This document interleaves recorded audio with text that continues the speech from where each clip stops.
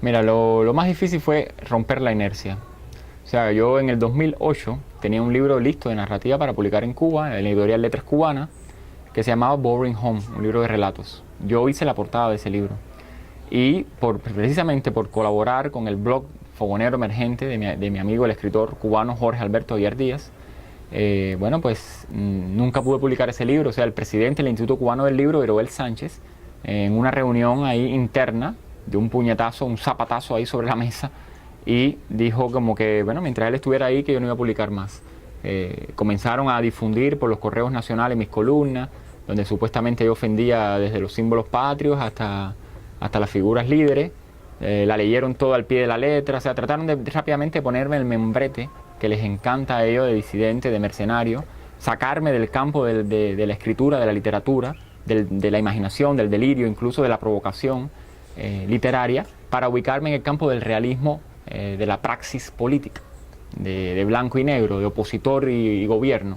Rápidamente me ubicaron ahí, yo no hice ninguna resistencia. Eso es problema de ellos, yo no tengo que estarme defendiendo patética ni edípicamente frente a los discursos despóticos del Estado. Problema de ellos hacen eso todo el tiempo con todo el mundo, durante 52 años lo han hecho, verdaderamente lo han hecho, o sea. Y bueno, pues ahí quedé un poco, o sea, después tuve una entrevista con dos oficiales de la Seguridad del Estado, en marzo del 2009, donde también salió el tema de mi blog. En los mejores momentos de la entrevista, cuando yo estaba un poco más coherente todavía, porque fueron 5 horas y terminé muy exhausto, muy abatido, yo les pregunté, ¿les molesta mi blog? O sea, ¿podría resolverse este asunto cerrando el blog? A ver qué opinión tenían, pero por supuesto ellos no respondían nada, ¿no? Con mucha frialdad, queda a su disposición, puede hacer lo que quiera con su blog. O sea, como que a ellos les da lo mismo todo, ¿no? Ellos nunca van a dar una confesión de ese tipo. Y bueno, después de eso, fue en noviembre del 2009 también tuvimos este incidente lamentabilísimo en un carro que nos secuestró en plena calle a mí, a Giovanni Sánchez y a Claudia Cadelo, ¿no? Y íbamos a una marcha ahí que iban a hacer los muchachos de estos grupos como de Monjes y otros, Amistad, que iban a hacer una marcha pacífica, que la hicieron en la calle 23, y cuando nos acercábamos a reportar, a hacer fotos, a participar con ellos, pues no, nos arrastraron de allí con bastante violencia, ¿no? Y bueno, eso tiene que ver también un poco ya con todo el prestigio, con todas las columnas y todo lo que había ido pasando a lo largo de ese año en mi propio blog, o sea, hasta ahí. O sea, como que fuera de eso yo me siento libre, no me siento un perseguido dentro de Cuba, me siento un perseguidor. He lamentado humanamente la pérdida de amistades. Yo pensé que eso no iba a pasar ya en Cuba, en la Cuba del siglo XXI. Eso era historias de los años 70, Vigilio Piñera, Antón Arrufá perdido en una biblioteca sancionado y cosas así, pero lo viví. Gentes que han ganado premios importantes en Cuba, que eran muy amigos míos, que compartíamos desde películas X-rated hasta un chiste a favor y en contra del gobierno. O sea, personas normales, llenas de vida, se asustaron mucho, y para no perder determinadas prebendas como una casa que le ha dado el Ministerio de Cultura o un puesto, dejaron de llamarme, ¿no? Dejaron de llamarme por teléfono, y hasta el día de hoy. Incluso como que algunos están molestos conmigo porque yo he hecho las cosas mal, no he hecho las cosas bien, bueno, misterios, ¿no? Y eso sí me dolió, porque es humano, o sea, es como que eran personas con las que yo contaba para armar una generación imaginaria, para armar revistas digitales independientes, para crear un frente de guerra. Yo no soy un ángel, yo no soy un pacifista, y en última instancia es probable que no sea ni un demócrata. O sea, soy una persona que le gusta meterse en el campo literario, polemizar, trabajar en contra de la tradición canónica cubana, tratar de deconstruir la literatura cubana, ejerciendo la violencia que se puede ejercer sobre el texto como gesto intelectual, ¿no?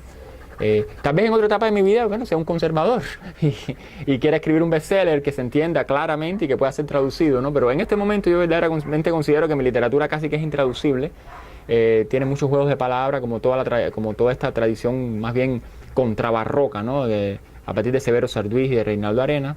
Tiene poca historia, escapo de los realismos, escapo de Padura, voy más bien a la antítesis, o sea, no tengo nada que contar, pero insisto, casi que enfermizamente, en que el texto progrese, en que el texto avance. Y por ahí es donde se mueve la literatura mía, y por ahí las columnas mías pues han tenido necesariamente que poner el dedo en la llaga, desde el punto de vista realista. O sea, me interesa efectivamente trabajar los símbolos patrios, la bobería del cubano, la pacatería, la hipocresía, pero voy a ello no como un interés sociológico, no con un interés de estadística, no con un interés de buscar una verdad, ni siquiera mi verdad, ni siquiera eso. Voy más bien como en el interés del que quiere nadar a contracorriente, del que quiere trabajar contra el consenso, del que quiere crear un lector nuevo, que hasta ahora la única evidencia que hay soy yo mismo. Y por lo menos eso es lo que yo trato de hacer en Lunes de Postrevolución. Por supuesto, cuando he colaborado con otros espacios, como Diario de Cuba, como el sitio All Voices, como la revista norteamericana Indies Times, bueno, pues hay unas normas editoriales que te embridan, ¿no? Y que te meten dentro de un corsé más periodístico y que con gusto también he tratado de aplicarlo. Pero yo no soy periodista, ni de formación ni de espíritu. No, la libertad. O sea, yo empecé a publicar en Cuba en el 2001 libros. Publiqué 4 libros en el 2001, Collage Karaoke, Empezar de Cero, en el 2005 Hipatrías, y en el 2006 Mi nombre es William Saroyan, todos premiados. También gané premios nacionales como el de la Gaceta de Cuba. Aparentemente era un escritor cuya carrera, aunque empezó tarde, porque mi formación es bioquímica, trabajé 5 años como biólogo molecular, bueno, pues yo prometía ser un escritor de triunfo, ¿no? Y probablemente pudiera haber tenido hasta un cargo en una editorial como jefe de redacción o algo, o sea. Y yo me sentía inédito en Cuba, no reprimido ni mucho menos, ¿no? Me sentía inédito. Me sentía como que no estaba dinamitando las cosas a mi alrededor. Comenzamos con el jueguito de las revistas literarias independientes, con la experiencia de Cacharros, que realizó Jorge Alberto Aguiar Díaz, Isabel Mónica y yo. Vino la experiencia de 33 1/3, que la hicieron básicamente Raúl Flores y Jorge Enrique Laje. Y después la experiencia de The Revolution Evening Post, una revista digital que tuvo 8 números, que hicimos Amel Echevarría, Jorge Enrique Laje y yo. Una revista muy loca con un diseño trash, donde prácticamente no publicábamos literatura cubana, o sea, una revista cubana que tenía un nombre en inglés y que estaba apostando a una deconstrucción total de la literatura cubana, pero también latinoamericana, al canon iberoamericano, ¿no? Buscando raíces en otras partes, en el Japón, en lo anglo, en los restos, en los residuos de las grandes literaturas, tratando de leer ahí. O sea, una visión muy peculiar que tuvo mucho que ver también con una revista que existió en los 90 en Cuba, independiente también, que se llamó Diásporas, cuyos miembros ya todos hoy están diasporizados, se han ido del país.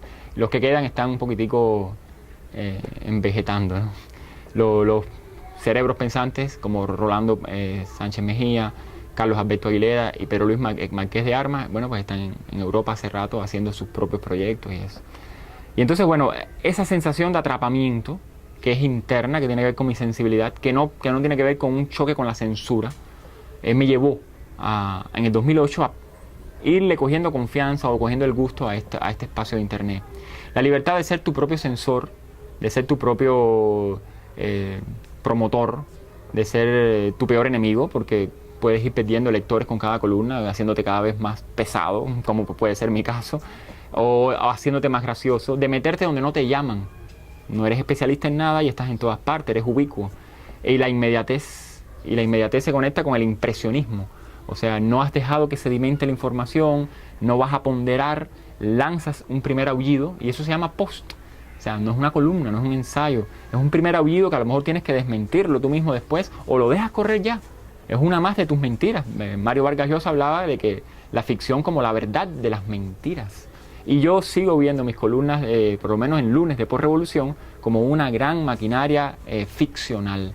Por supuesto que de ahí tú puedes sacar síntomas del alma del cubano, síntomas del estado sociológico, represivo o liberal, apático o promisorio de la gente. Todo lo puedes sacar de ahí. Yo no estoy clamando que estoy en una torre de marfil, pero es un agenciamiento, es una máquina indirecta. Es mi aspiración.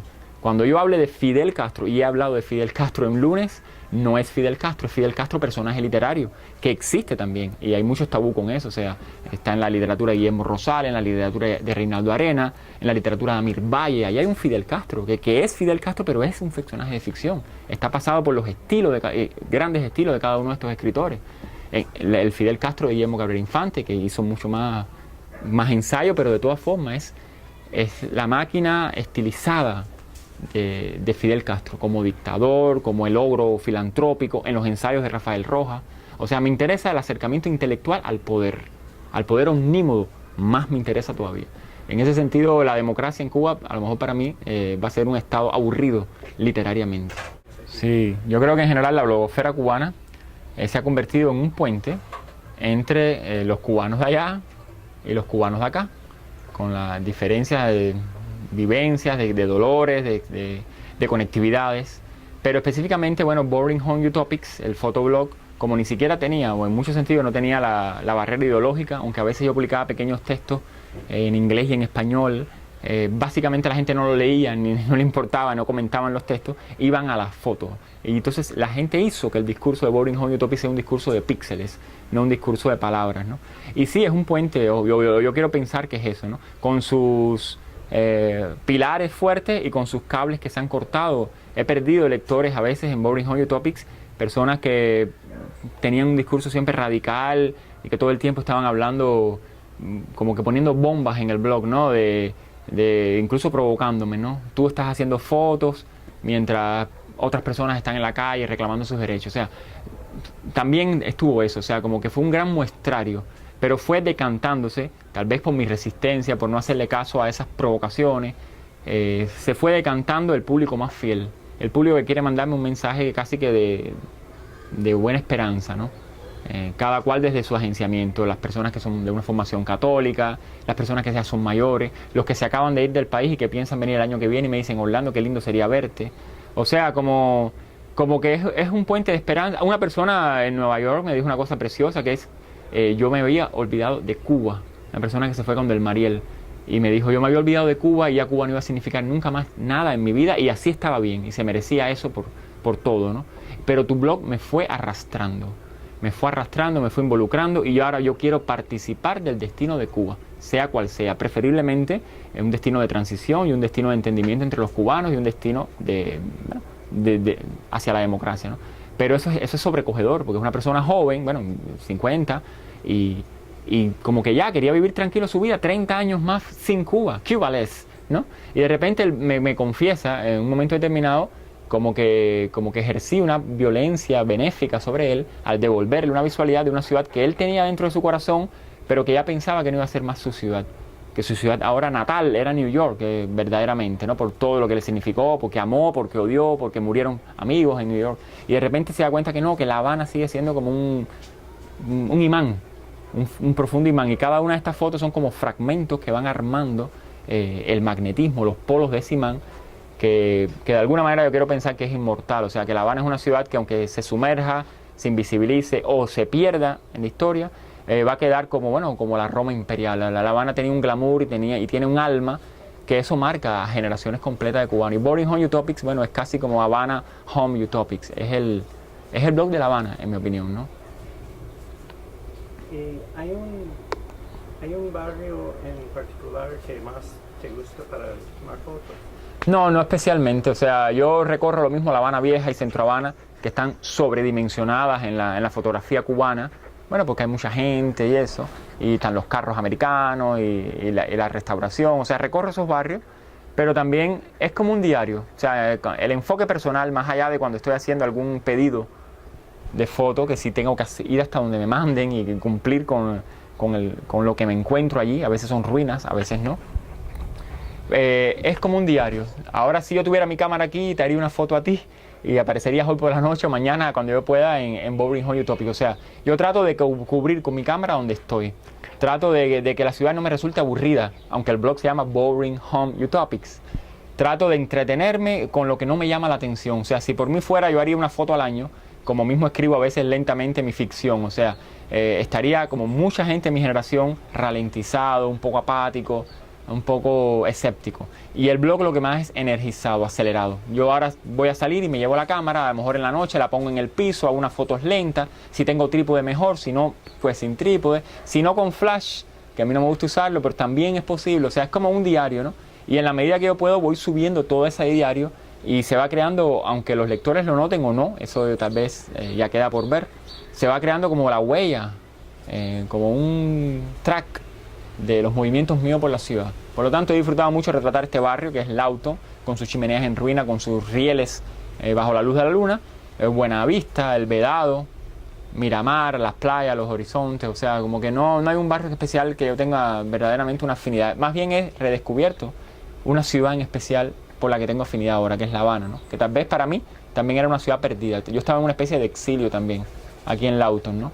Y Y te lo digo sinceramente, ¿no? La luz cubana, el verano y una serie de cosas cada vez me interesaban menos.